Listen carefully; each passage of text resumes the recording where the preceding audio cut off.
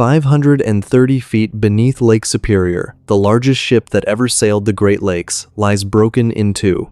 The bow section sits upright on the bottom, almost proud, as if she is still underway, but 170 feet behind it, the stern lies completely upside down. Between the two halves is a field of torn steel and scattered iron ore.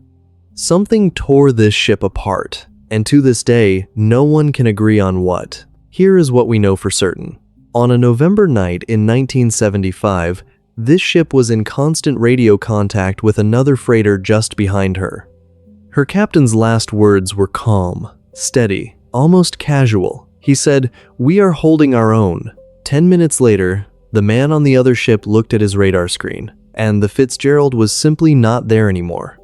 No mayday, no flare, no warning of any kind. 29 men gone between one sweep of the radar and the next, and not one of their bodies has ever been recovered. There are three main theories for what happened in those final minutes. One of them is almost certainly true. The strange part is this: we found the wreck, we photographed it, we even brought a piece of it back to the surface, and it only made the argument worse. This is the Edmund Fitzgerald. When she was launched in 1958, the Edmund Fitzgerald was a giant. At 729 feet, she was the largest ship on all 5 Great Lakes. For a while, she held the record for the most cargo ever hauled across them. The men who sailed the lakes called her the pride of the American side. Passengers on shore would stop to watch her go by.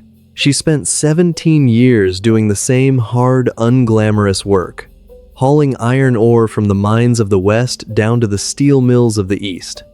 By the autumn of 1975, she was an old hand at it, and so was her captain. His name was Ernest McSorley. He was 63 years old, and he had spent his entire life on the water. He was one of the most experienced captains on the lakes. On the afternoon of the 9th of November, 1975, the Fitzgerald takes on her final cargo at Superior, Wisconsin. It is taconite, iron ore crushed and baked into small hard pellets. She swallows about 26,000 tons of it. Her destination is a steel mill near Detroit. It is a routine run. She has made it countless times. She sets out across Lake Superior in the late afternoon, and behind her, following the same route, is another freighter, the Arthur M. Anderson. The two captains know there is weather coming. A storm is building over the lakes, but November storms are part of the job up here, and these are two of the best captains afloat. What neither of them knows is that this will become one of the worst storms in the recorded history of Lake Superior. Through the night, it builds into something monstrous. By the next day, the wind is howling at hurricane force. Gusts approach 90 miles an hour. The waves climb to 25 feet and then higher. The two ships are now running through a white chaos of wind and freezing spray and mountainous seas. And then the Fitzgerald begins to have trouble. In the afternoon, McSorley gets on the radio to the Anderson. His voice is still calm, but the news is not good.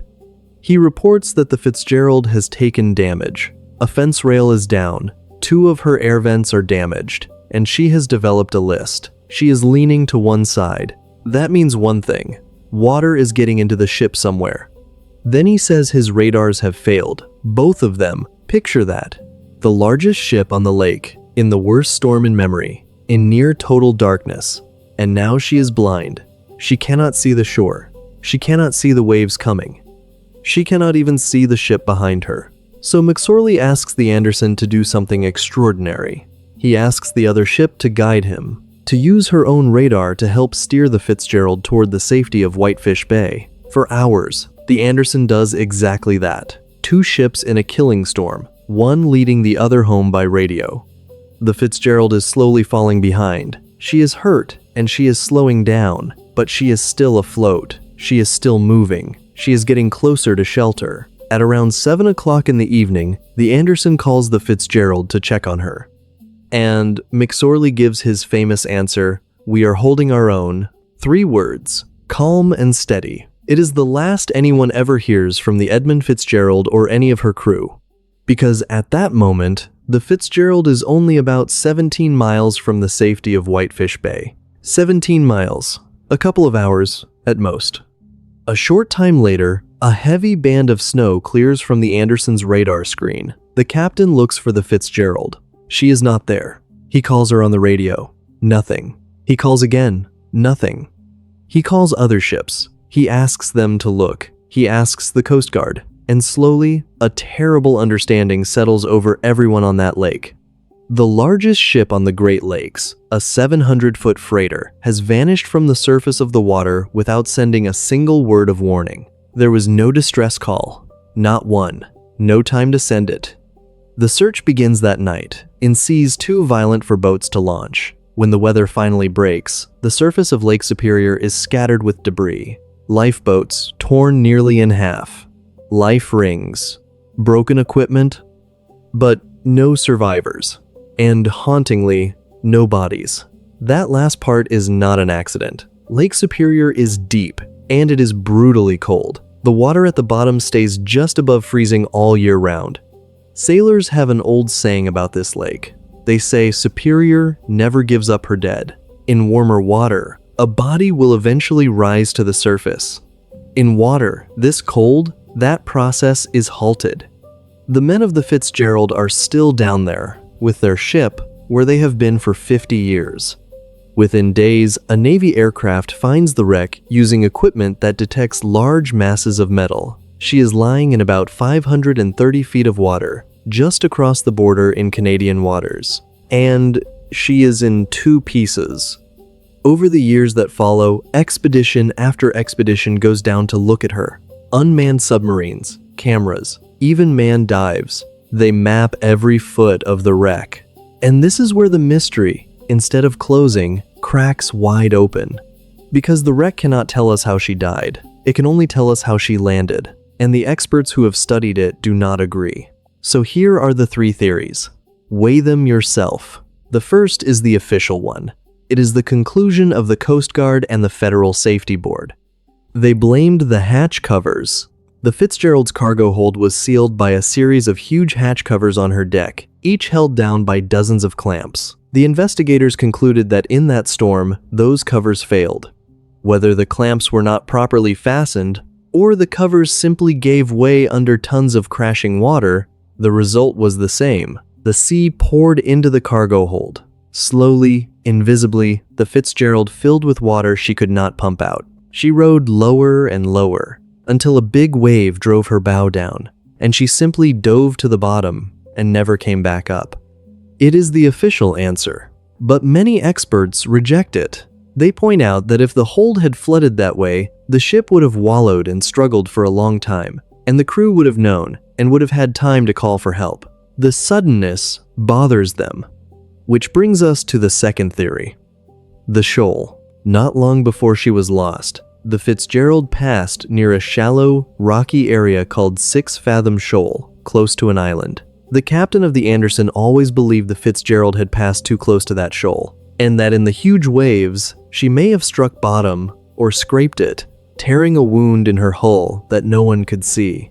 If that happened, she was taking on water for hours, bleeding out slowly as she ran for safety, and no one aboard fully understood how badly she was already dying. And then there is the third theory, the one the lake itself seems to whisper, the waves. The Great Lakes can produce a phenomenon sailors call the Three Sisters, a rapid series of 3 enormous rogue waves, where 2 crash aboard a ship and a third strikes before the water from the first 2 has cleared the deck. The Anderson reported being hit by 2 massive waves at around the same time the Fitzgerald disappeared. Some believe those same waves, and perhaps a third, rolled on and caught the crippled Fitzgerald. They may have driven her bow deep into the water, or even snapped her back on the surface. And this is the part that keeps the argument alive to this day.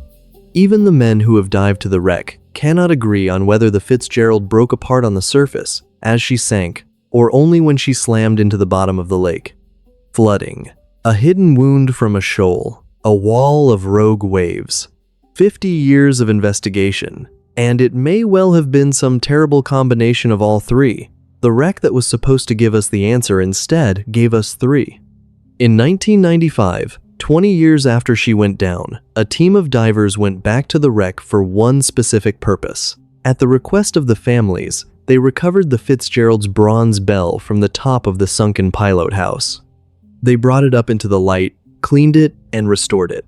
And in its place on the wreck, they left an identical bell, engraved with the names of all 29 men who never came home. Today, that original bell hangs in a museum on the shore of Lake Superior. Every year, on the anniversary, it is rung. Once, for each of the 29, the Fitzgerald became something more than a shipwreck.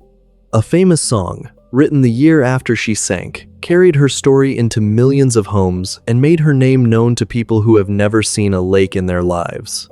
But the song, for all its power, could not answer the only question that matters to the families. Why? 50 years later, that question is still open. We know where she is. We know almost to the minute when she died. We have photographed every inch of her broken hull, and we have carried her bell back into the daylight. But we still cannot say, with certainty, what reached up out of that lake and pulled her down. 17 miles from shelter, a 700-foot ship, and 29 men vanished in the time between two sweeps of a radar screen. And the last thing anyone ever heard was a captain calmly saying that everything was under control. So, of the three theories, the flooding, the shoal, or the waves, which one do you believe took the Edmund Fitzgerald?